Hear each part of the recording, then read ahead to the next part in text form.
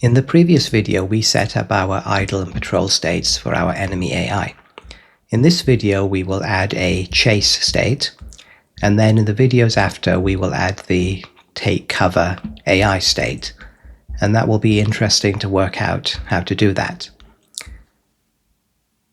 So if we go to our main enemy state tree that we're using, the way we set it up is we've got a non-combat tree and a combat tree.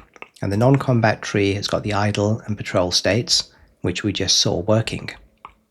Today we will start to work on the combat tree. And that combat tree will probably have a chase state, a shooting state, and a take cover state.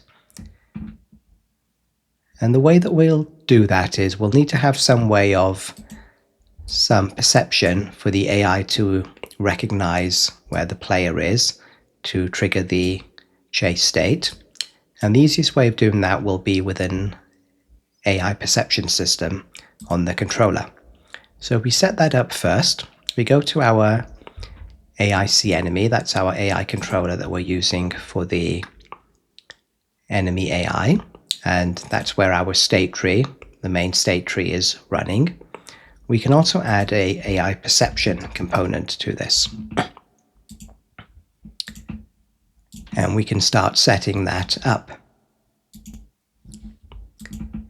So the first thing we do in the AI perception is we start off with the sensors config. So we can click on that to add a sensors, and we will add the AI sight config. We could add hearing and all the rest later on. We'll put our dominant sense as AI sight.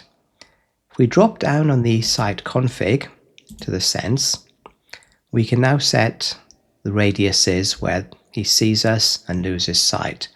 We'll maybe make that a bit smaller and that one slightly larger, and maybe we'll cut down the angle, so that's like a cone angle, down to about maybe 60 degrees.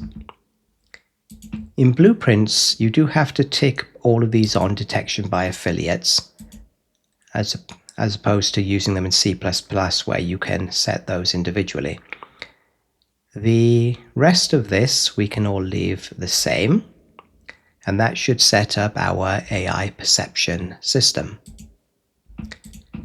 In this, now normally we would use the on event here, but what we'll do today, I think, is maybe see how we can use global tasks to run the transitions in our state tree.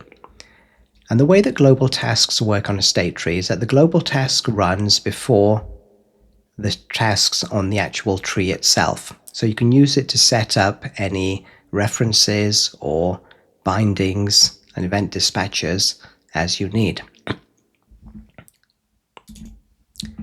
So if we click on global task there, you can click on the plus, but again you need to add a task here. And a global task is the same as any other task.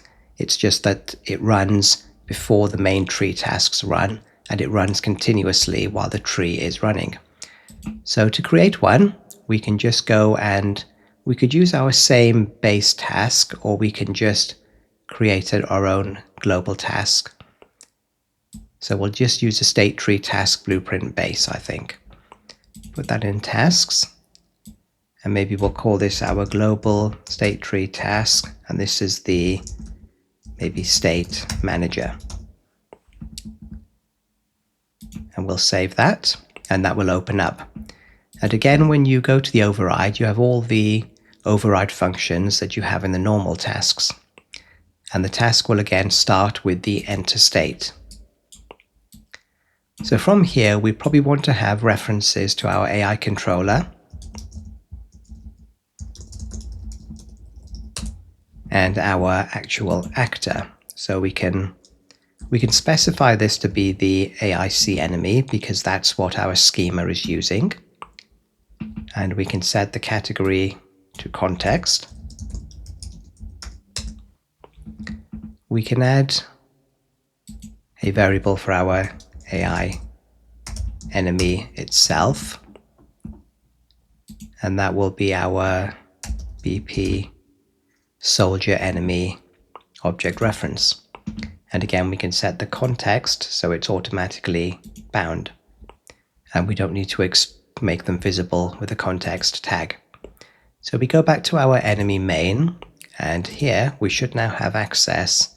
And what we can do with the state tree here is in the class settings, I think, a category, we'll just call that our global tasks. So put the blueprint category global, compile, go back to our enemy here, and when we click on this, we should hopefully have a drop down for global tasks, and we'll choose our global state tree task state manager. That will get automatically bound to our scheme, our context actor and AI controller. So if we go back to that task, the first thing we want to do is get a reference from the AI controller to the perception system. So we could just, so that will be called AI perception anyway. So we could just say get AI perception. We could also just say get component by class and put in the AI perception component. So that would also get it. But seeing that we're using specific classes, we can access their variables easily this way. We can maybe just keep a reference to that. Just AI perception reference.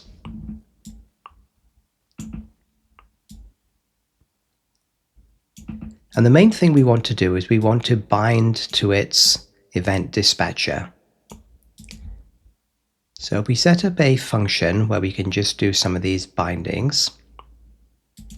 So we'll just say bind to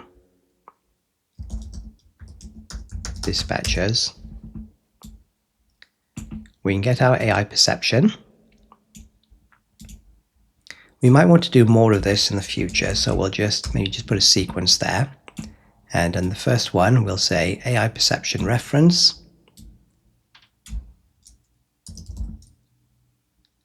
And we want to bind to event on target updated, I think. Target perception updated. From here, we can just do a create event. And we can tell it to create we'll say a matching event in case we need to use any delays. So create a matching event. And that will be the AI target updated. Now we can't put this in the actual function itself. It does need to be in the event graph. So if I cut it and then just maybe paste it here, we should get the event. And then in the function, we can just make sure it's pointing to the correct event. So this will bind at the start, and we will get the callback in the actual global state tree task instead of using it in the AI controller itself. Now we are only interested in if the actor being perceived is equal to the player character. So we can do a check on that first, and then we can branch. And if that is true, we then want to know what the stimulus is. So we can come here and we can break it, and that will tell us whether the actor has been successfully sensed or whether it has been lost and is no longer sensed. So again, we might want to branch on this. Or we can just use that to decide what gameplay event we send. So when it's sensed and not sensed, we want to send an event to the tree. So we could say send state tree event. And we can then maybe break this, split this. And depending on whether it's sensed or not, we can decide what the tag is to be sent. So we can maybe use a select, will that work? Yes. On whether it's sensed or not. So if it is sensed, we've set up a lot of gameplay tags. So we've got a combat tag state. We can enter the chase state. And if it is not sensed, maybe we want to then return back to the non-combat, so idle or patrol states. We'll say idle because that will automatically then transition to patrol the way that we've set it up. And that will send an event to the state tree. And so this task can then trigger transitions. We could just say this is our state manager task. So we can compile that. That's been set up there. So now we need a way of transitions happening. So the way it's set up at the moment, when it enters the root, it will automatically enter the first child it can enter, and that will be the non-combat tree, because there are no conditions preventing it from entering.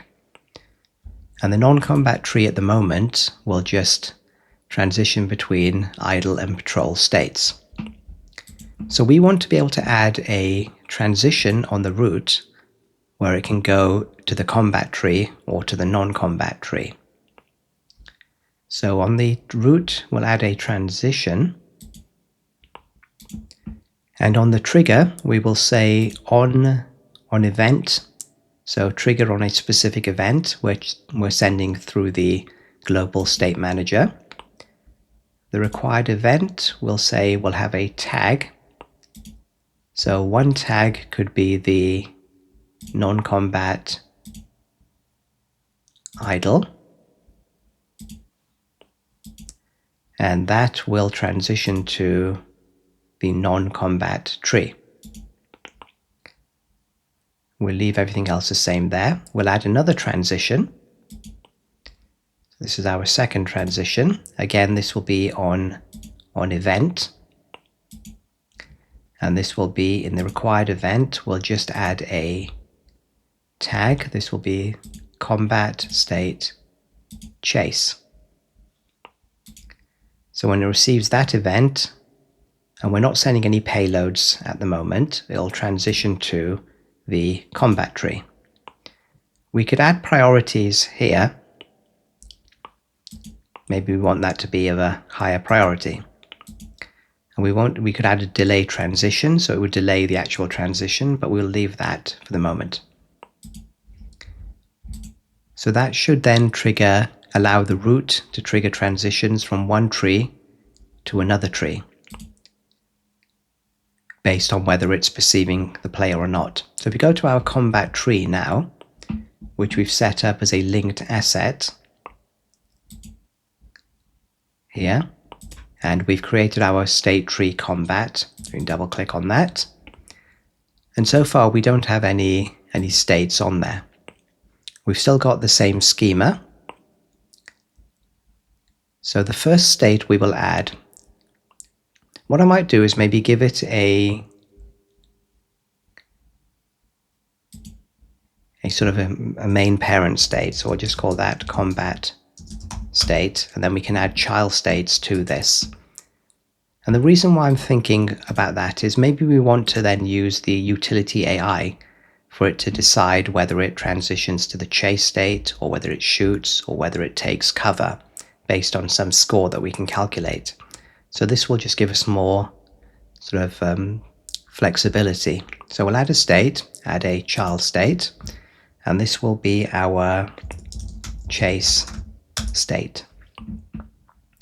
To that we will add another child state, and we will just call that maybe that's our chase task. And in here we will add the chase state tree task. So we'll need to create a task like that, because we'll need to maybe find a move to location, and then we can use the built-in move to task to accomplish that. The state tree comes with a built-in move to task, which you can set a target actor. And we know that the target actor will always be our player controller. So let's see if there's a way of just using that without creating a new task. So there's AI action move to. So this is built into the state tree. You can either set a destination or you can set a target actor.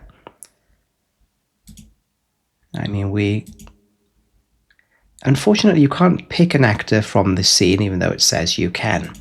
So we'd need to add some way of creating this target actor. And we could maybe take advantage of things like parameters. So if we go back to our state manager, we could just maybe keep a reference to our player character in our original setup here. So we get the perception reference. Maybe we just get a reference to get player character, and we can store that promoter variable, and that would be player character reference. We could set that as an category as an output. So that means it will be set by the task and not externally. And we can then just put that as visible there. So that should give us a reference in our state manager global task. If we go back to our enemy main, we now have this reference here. The combat tree, now this can have parameters that can be set. So we go back to the actual combat tree here. We could say on its root parameters, or these parameters here, maybe let's try that.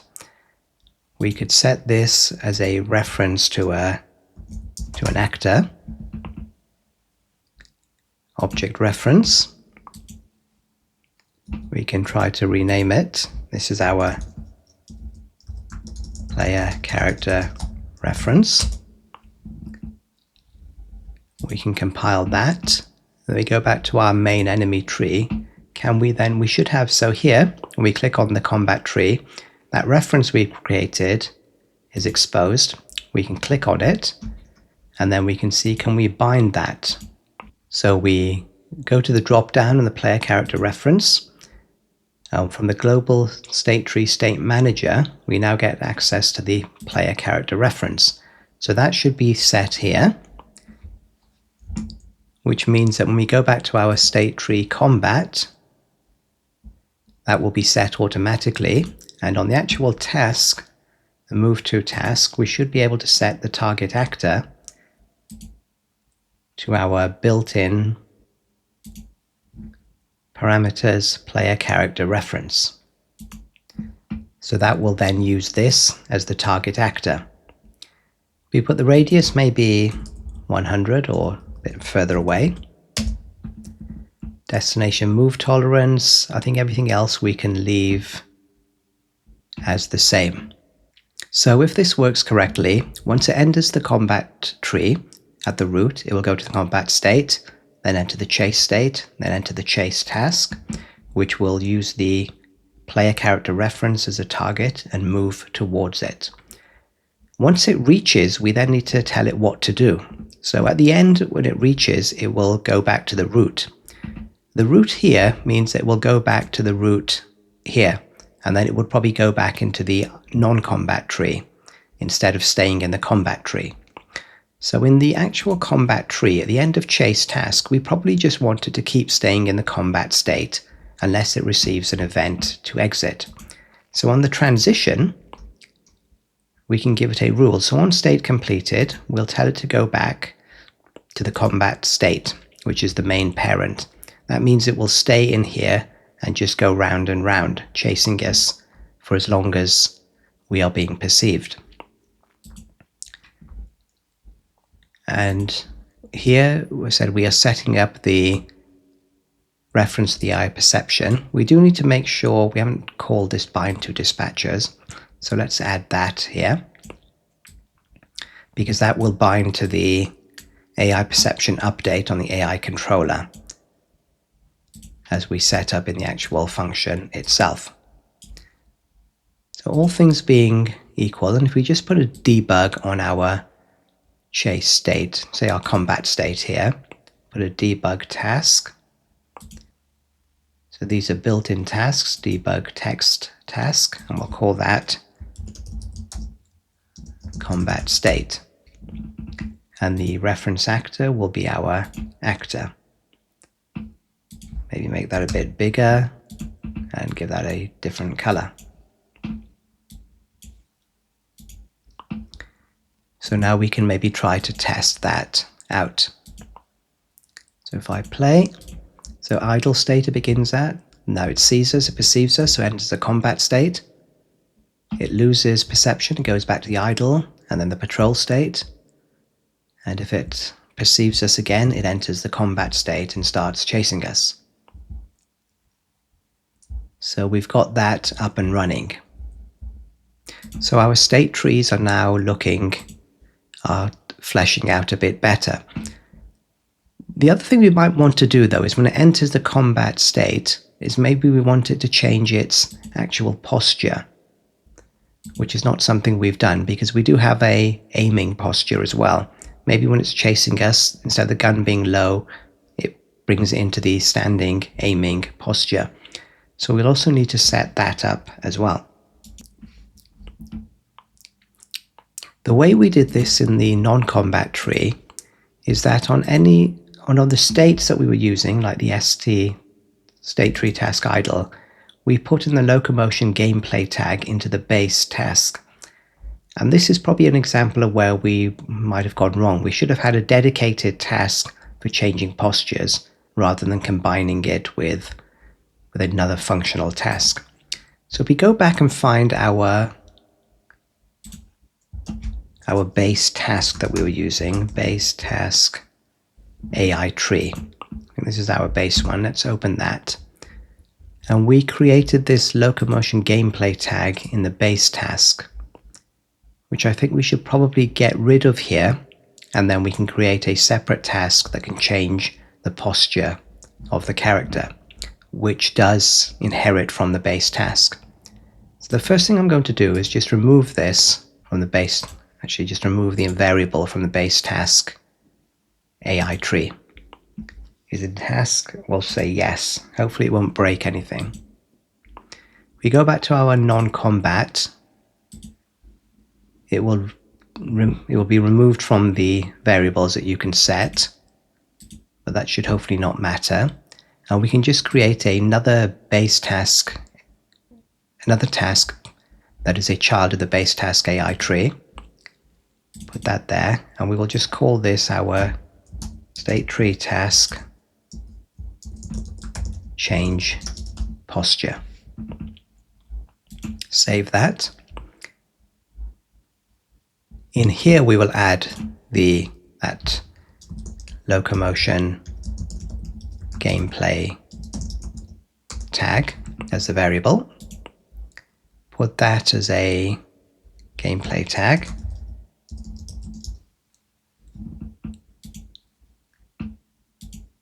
And make that visible. If we look in the AI task here, I think we created a function here, isn't it? If we copy this function, and then we can delete it from here. So we'll copy this. I will move that into the state tree, change posture. Let's paste that function here. And then we can put this as the gameplay tag. And that will have reference to the locomotion state tree, which is driving the actual animations on the character. Event tag. So the event tag should be the same one that we're sending through. Compile that, go to our main task here, and we can, let's just clean some of this up. So event enter state, set locomotion state. Let's get rid of that. So that won't happen there. Compile it. Then we can get rid of the function in the parent base task. Compile that. Go to this one here. See if we can rename that to just without the 0. Set locomotion state. And in the event graph on the execute task, we can just tell it to set locomotion state. Because remember, everything, the enter state in the parent will call the event execute task on all its children. So that does that. Then if we go back to the non-combat tree first, just change some of this. So on the idle, we've got a task's been run. We can add an extra task here. So another task, and that will be the new one that we just created, which is the change posture task. And on that one, we can set the locomotion here. So we want that when it's in the idle to be in the non-combat. So this state, standing, no aiming. On the patrol task, again, we'll add the same task. Change posture, and that will be animation state, standing, not aiming. Compile that, and then on the combat tree, when we do the move to, we can also add a task here. And all of these tasks will be simultaneously activated when you enter the main task. So here we can say again, change posture. And this time we'll say state, standing, aiming. We compile that. So if we go back to our main level and then play, he should be in the non-aiming, then he sees us, enters this combat state where he raises the gun to aim, then returns to the idle when he's no longer perceived. Patrol state, he just runs around with a gun being low, and then whenever he does see us, again the weapon comes up to re-enter the combat state, and it remains in that position until he loses perception of us. And he will keep chasing us like this. So I think we've set up the chase state on the combat tree. With state trees, like a lot of things in Unreal, sometimes you need to add delays when issues occur. So this is working correctly and it's chasing us, but as we saw that once it stops, it doesn't seem to carry on chasing us until it loses sight of us. And the issue for that is probably because this chase task, which has got the move to on it, so this chase task with its move to, is obviously causing some issues when it's constantly being activated. So what we should do at the end of the chase task here is maybe add another child state and call that, so delay after chase task. And on this, we can just add a built-in delay task.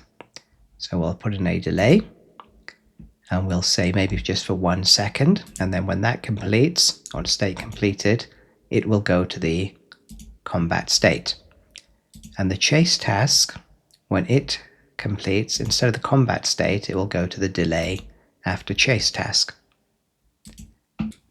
So hopefully this time we should avoid that issue we're getting where once he finds us, he stops chasing. So this time he carries on, and he'll keep chasing us until he loses sight of us.